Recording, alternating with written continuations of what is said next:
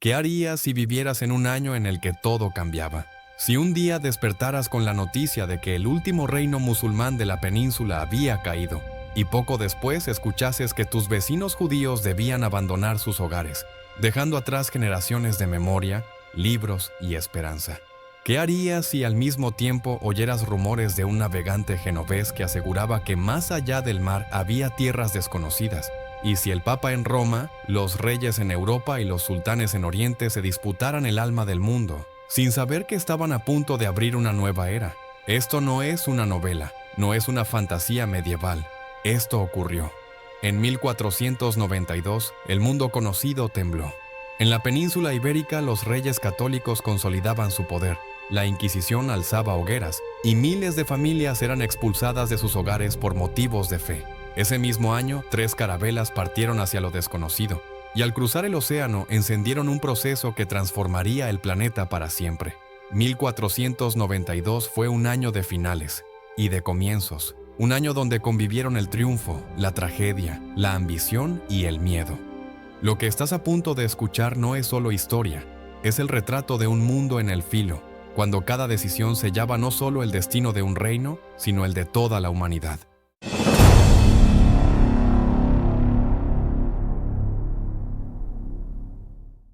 A finales del siglo XV, Europa era un mosaico de reinos, principados y ciudades-estado. No existía aún el concepto de naciones modernas tal como lo entendemos hoy. Había coronas poderosas, como la de Francia, que se recuperaba de la Guerra de los 100 años, Inglaterra, aún marcada por la Guerra de las Dos Rosas, el Sacro Imperio Romano Germánico, extenso pero fragmentado, y el Imperio Otomano, que tras conquistar Constantinopla en 1453, se había convertido en la potencia temida del Mediterráneo oriental. En el centro de este tablero estaba la península ibérica. Allí, tras siglos de convivencia y conflictos entre musulmanes, judíos y cristianos, la reconquista estaba llegando a su fin. Castilla y Aragón, unidos por el matrimonio de Isabel y Fernando, conocidos como los Reyes Católicos, se habían convertido en una de las monarquías más influyentes del continente. Su ambición era clara: unificar la península bajo la cruz cristiana, centralizar el poder en torno a la monarquía y proyectarse más allá de sus fronteras. Pero el poder no se mantenía solo con ejércitos. La religión era el gran pegamento social. El cristianismo dominaba Europa occidental, pero en su interior convivían tensiones. Los judíos eran acusados de usura y herejía, los musulmanes de Granada eran vistos como extraños, y hasta los propios cristianos podían ser señalados de falsos conversos. Aquí entraba en juego una institución temida: la Inquisición. Creada décadas antes, en tiempos de Isabel y Fernando, alcanzó un nuevo nivel de control. Su misión era vigilar la ortodoxia, pero en la práctica se convirtió en una herramienta política, un mecanismo de miedo que silenciaba voces y uniformaba conciencias. Fuera de la península, otros reinos seguían sus propias luchas. Francia estaba en ascenso, Inglaterra salía debilitada de sus guerras civiles, y el Sacro Imperio se debatía entre la lealtad al emperador y los poderes locales. Más allá, en Oriente, los otomanos dominaban rutas comerciales vitales, cerrando a Europa el acceso directo a especias y sedas. Ese bloqueo comercial sería uno de los motores que impulsaría a navegantes como Cristóbal Colón a buscar rutas alternativas. 1492 no era un año cualquiera, era un cruce de caminos, un mundo viejo que se extinguía, y un mundo nuevo que apenas asomaba, con promesas de gloria y sombras de tragedia. En enero de 1492, un episodio puso fin a casi 8 siglos de historia: la caída del reino nazarí de Granada, el último bastión musulmán en la península ibérica. Granada no era solo una ciudad, era un símbolo, el recuerdo de Al-Ándalus, de un tiempo en el que Córdoba había iluminado Europa con su ciencia, su arte y su comercio, de un mosaico cultural donde convivieron árabes, bereberes, judíos y cristianos bajo distintas formas de dominio. Pero en el siglo XV aquel esplendor estaba en declive. Granada resistía gracias a su geografía montañosa, sus fértiles vegas y sus intrigas palaciegas. La Alhambra, con sus muros de inscripciones coránicas y sus fuentes que parecían hablar, era tanto un palacio como una fortaleza. Desde allí gobernaba Muhammad XII, conocido como Boabdil, un rey joven atrapado entre la presión de sus nobles y el avance imparable de los reyes católicos. El asedio comenzó en la primavera de 1491. Los ejércitos castellanos y aragoneses, reforzados por tropas de toda Europa, levantaron un campamento fortificado frente a las murallas, Santa Fe. Un campamento que, con el tiempo, se convertiría en ciudad permanente. Las crónicas hablan de un asedio largo y desesperante. Dentro de Granada, el hambre se volvía insoportable. Los granadinos servían hierbas, comían pan duro, y los precios se multiplicaban. Los comerciantes que intentaban entrar con provisiones eran interceptados. Mientras tanto, fuera de las murallas, los soldados cristianos levantaban máquinas de guerra, cortaban los accesos al agua, y cada día acercaban un poco más el cerco. El pueblo granadino estaba dividido. Algunos pedían resistir hasta el final, confiando en ayuda del norte de África. Otros, agotados, suplicaban la rendición. Boabdil, en medio de estas tensiones, optó por negociar. El 2 de enero de 1492, entregó las llaves de la ciudad a Isabel y Fernando. El pacto incluía condiciones: respeto a la vida, religión y propiedades de los musulmanes, pero la historia demostraría que esas promesas pronto se quebrarían. Ese día, la cruz cristiana fue izada sobre la Torre de la Vela en la Alhambra. Las campanas sonaron en Castilla, y para muchos la reconquista había terminado. La leyenda dice que al abandonar Granada, Boabdil miró hacia atrás desde una colina y rompió en lágrimas. Su madre, Aixa, le habría dicho: «Llora como mujer lo que no supiste defender como hombre». Más allá de la anécdota, lo cierto es que aquel día marcó un cambio irreversible. Miles de musulmanes se vieron convertidos en súbditos de una fe que no era la suya, y que con el tiempo les obligaría a convertirse o a marchar. Para los cristianos, la victoria fue celebrada como señal divina. Para los musulmanes fue el fin de un mundo que había dejado huellas en el idioma, en la arquitectura, en la comida, y que aún hoy respira en las calles de Andalucía. La toma de Granada no fue solo un triunfo militar, fue también un triunfo político y propagandístico. Los reyes católicos presentaron la victoria como una cruzada, la culminación de siglos de lucha en nombre de la fe. Poetas, cronistas y pintores lo narraron como un acontecimiento casi bíblico. El Papa en Roma felicitó a Isabel y Fernando, y Europa entera vio en ellos a defensores de la cristiandad frente al Islam. Pero la guerra también vació las arcas del reino. Las campañas habían sido largas, costosas y llenas de promesas de pago a nobles y mercenarios. El tesoro real necesitaba nuevos recursos, y eso pronto conectaría con otra historia, la de un navegante genovés que esperaba en la corte con un proyecto arriesgado. 1492 no era solo el fin de Granada, era el inicio de una nueva ambición. Si la toma de Granada fue celebrada como un triunfo, ese mismo año trajo una de las decisiones más oscuras de los reyes católicos: la expulsión de los judíos de sus reinos. En marzo de 1492, desde Granada recién conquistada, Isabel y Fernando firmaron el edicto de expulsión. El documento ordenaba que todos los judíos que no se convirtieran al cristianismo debían abandonar Castilla y Aragón en un plazo de 4 meses. De lo contrario, serían castigados con la muerte. La medida no surgió de la nada. Durante siglos, los judíos habían sido una comunidad vital en la península: médicos, traductores, comerciantes, banqueros y artesanos. Pero también habían sido víctimas de prejuicio, violencia y persecuciones. El auge de la Inquisición, junto con la obsesión de los monarcas por la unidad de fe, terminó sellando su destino. Las crónicas cuentan escenas de desgarro: familias enteras vendiendo sus casas, liquidando sus bienes a precios irrisorios, intentando convertir en dinero lo que habían construido durante generaciones. Otros simplemente regalaban lo que tenían, porque las prisas no dejaban espacio para negociar. En las calles, algunos cristianos veían la expulsión como una oportunidad. Compraban tierras, casas y talleres a precios ridículos. Otros lloraban al ver marchar a vecinos con los que habían compartido vida entera, porque más allá de la política, la convivencia había tejido lazos cotidianos. Los testimonios hablan de caravanas de judíos caminando hacia los puertos de Valencia, Barcelona o Sevilla. Otros se dirigían hacia Navarra o Portugal, aunque allí también serían expulsados poco después. Muchos zarparon hacia el norte de África, Italia o el Imperio Otomano. En algunos lugares fueron recibidos con hospitalidad. El sultán Bayaceto II, en Constantinopla, llegó a decir con ironía: «Llaman a Fernando rey sabio, pero al expulsar a los judíos enriquece mis reinos y empobrece los suyos». Pero el viaje fue cruel: barcos abarrotados, tempestades, hambre y enfermedades. Algunos murieron antes siquiera de tocar tierra. Otros fueron víctimas de estafadores que les ofrecían transporte y los abandonaban en costas desiertas. En la península, mientras tanto, quedaron los llamados conversos, judíos que habían aceptado el bautismo, algunos por fe sincera, otros por necesidad de sobrevivir. Pero ni siquiera ellos escaparon al estigma. La Inquisición vigilaba sus prácticas, acusándolos de judaizar en secreto.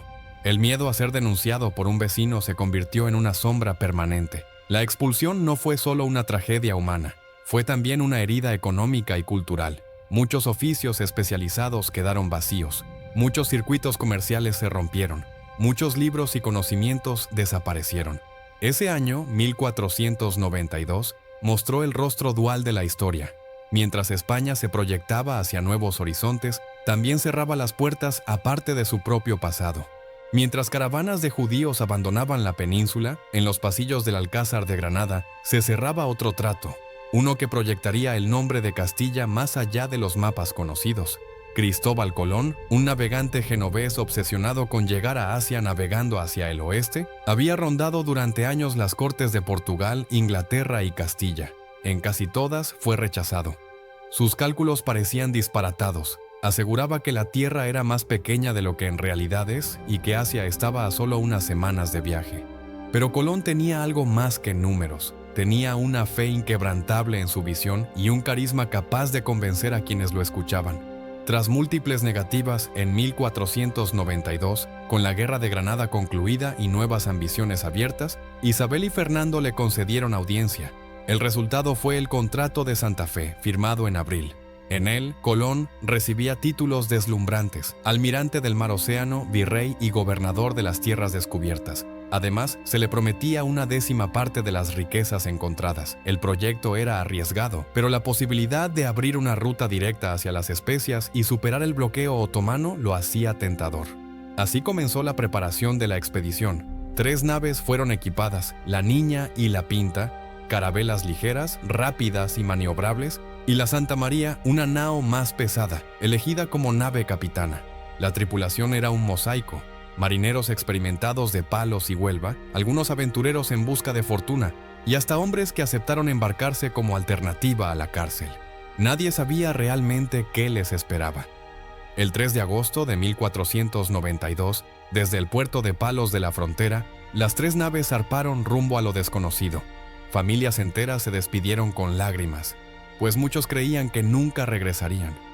La travesía no fue un relato romántico, fue un suplicio de días interminables sobre un océano sin fin. Durante semanas, los marineros solo vieron agua. El viento empujaba, pero también desgastaba. Las velas se rompían, los cascos crujían, y la comida comenzaba a pudrirse. El pan se llenaba de gusanos, el agua se volvía rancia, y el vino, que debía ser alivio, se avinagraba bajo el sol implacable. El miedo crecía cada día. Algunos marineros susurraban que Colón los llevaba a la muerte. Hubo rumores de motín, pero Colón, con astucia, mantenía la esperanza. Cada día anotaba menos millas de las recorridas en el cuaderno oficial para que la tripulación creyera que estaban más cerca de lo que en verdad estaban. Y entonces, en octubre, cuando el mar parecía infinito, las señales comenzaron a aparecer: ramas flotando, aves que no se alejaban demasiado de la costa. La noche del 11 al 12 de octubre, Rodrigo de Triana, desde la Pinta, gritó: «Tierra a la vista». Al amanecer, las naves divisaron una isla de arena blanca, palmeras, aguas cristalinas y habitantes sorprendidos. No era Asia, como Colón había asegurado.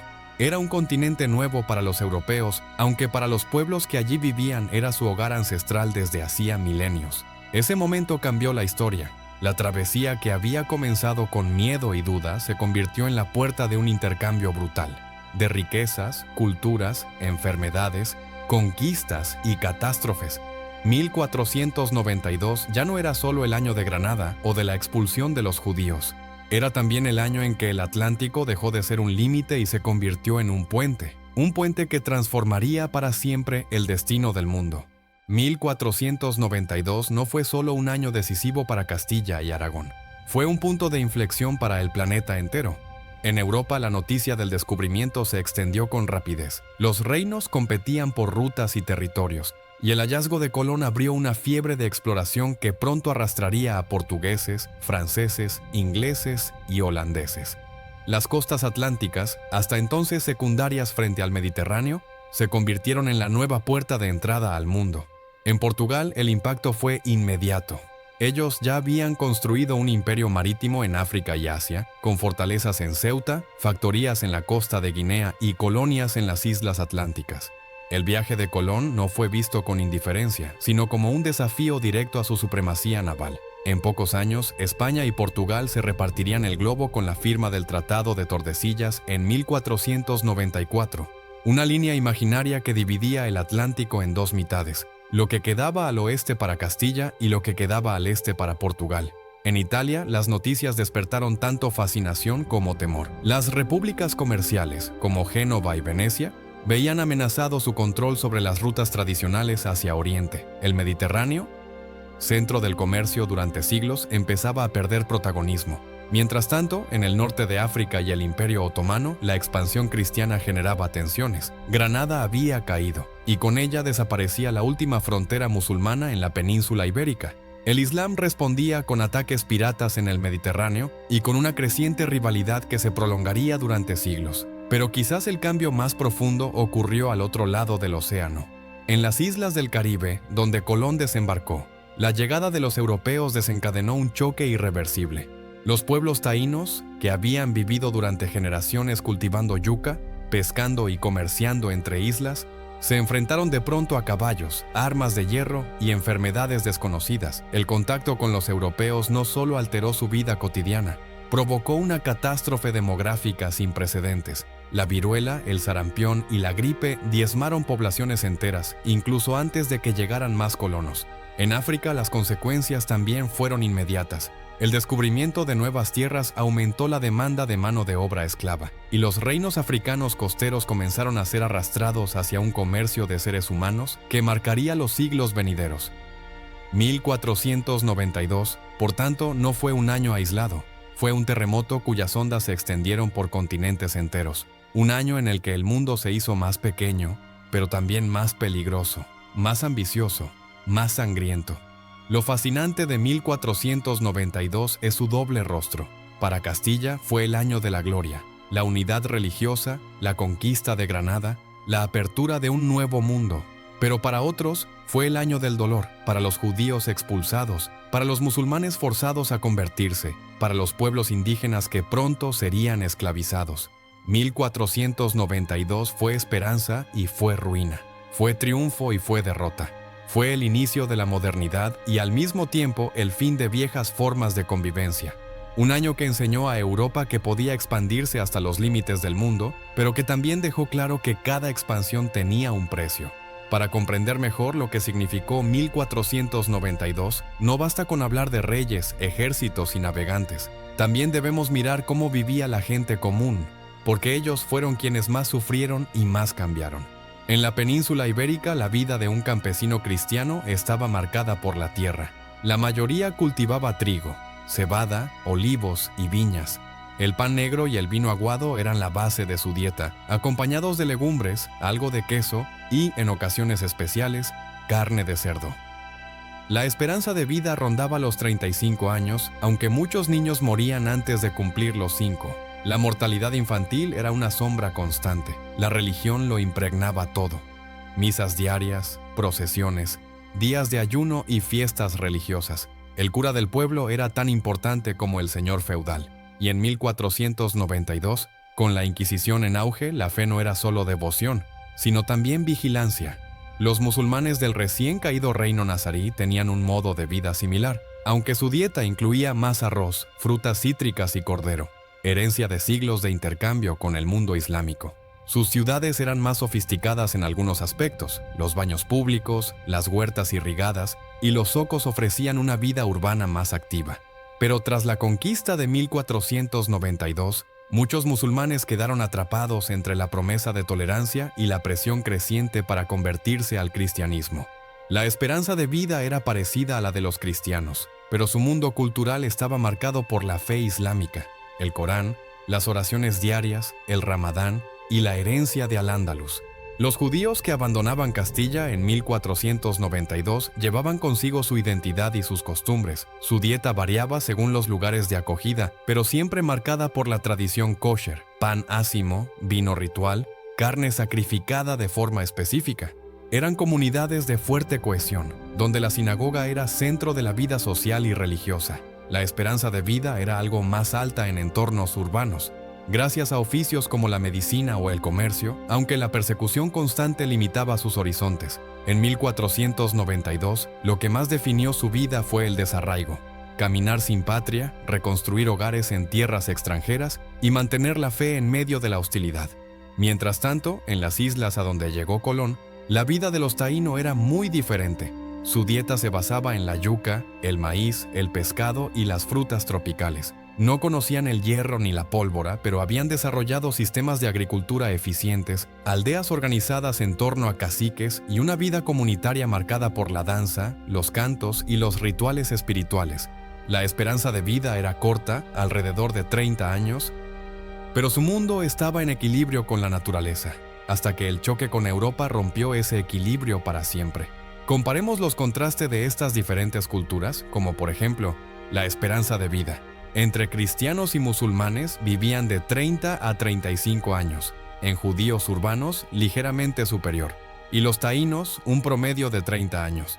Y en dieta base, los cristianos consumían pan, vino, legumbres. Y musulmanes, arroz, frutas, cordero. Los judíos, alimentos kosher, pan ácimo. Y los taínos, yuca, pescado, frutas. La moneda, en Castilla, maravedíes y reales. En Granada, dinares y dirhams, aunque ya en declive. Los judíos dependían de la moneda local en el exilio, y los taínos, sin moneda metálica, usaban el trueque, religión principal. De cristianos, catolicismo; musulmanes, el islam; los judíos, el judaísmo. Y los taínos, creencias animistas y politeístas. 1492 fue un cruce de caminos no solo entre ejércitos y coronas, sino entre formas de comer, rezar, trabajar y soñar. Un planeta que aún parecía inmenso, pero que poco a poco comenzaba a encogerse. 1492 fue más que un año, fue un umbral, un antes y un después que partió la historia en dos. En la península ibérica, la victoria en Granada y la expulsión de los judíos marcaron el inicio de una monarquía cada vez más centralizada, con la religión como estandarte y la Inquisición como guardiana del poder. En el Atlántico, 3 carabelas abrieron una puerta que no volvería a cerrarse. La nueva ruta de Colón no llevó a Asia, pero sí al inicio de un proceso de colonización y conquista que transformaría radicalmente Europa, África y América. Las consecuencias se sintieron de inmediato: nuevos circuitos comerciales, nuevos mapas, nuevas ideas, pero también esclavitud, epidemias y violencia. La historia de 1492 no es solo una historia de descubrimiento, es también la de los precios que se pagan cuando un mundo se impone sobre otro. Para Europa fue el inicio de la Edad Moderna. Para los pueblos indígenas de América fue el comienzo de una catástrofe que aún resuena en la memoria. 1492 sigue vivo porque refleja lo que somos, capaces de construir y destruir al mismo tiempo. Ese año muestra la ambición de quienes soñaron con horizontes nuevos y la crueldad de quienes cerraron las puertas a los diferentes. En sus calles hubo celebraciones y lágrimas. En sus puertos zarparon esperanzas y exilios. En sus plazas ardieron hogueras y se alzaron cruces. 1492 fue el año en que la humanidad miró al mar y se atrevió a saltar, pero también el año en que levantó muros entre sus propios vecinos. Hoy, cuando piensas en 1492, no pienses solo en Colón o en Granada. Piensa en las familias que se despidieron para siempre, en los marineros que temblaban en la cubierta, en los pueblos indígenas que vieron llegar barcos de hierro, y en los reyes que soñaron con imperios eternos. Porque la historia no está hecha solo de fechas y nombres, sino de vidas que se cruzan en momentos decisivos. ¿Y tú? Si hubieras vivido en 1492, ¿habrías marchado al exilio con tu familia? ¿Te habrías embarcado hacia lo desconocido en una carabela? ¿O te habrías quedado en silencio, esperando sobrevivir un día más? Déjamelo en los comentarios. Y si quieres seguir viajando conmigo a través de los años más intensos de nuestra historia, suscríbete a Back en el Tiempo. Aquí no solo contamos el pasado, lo revivimos. porque comprender lo que fuimos es la única manera de entender lo que somos y lo que aún podríamos perder.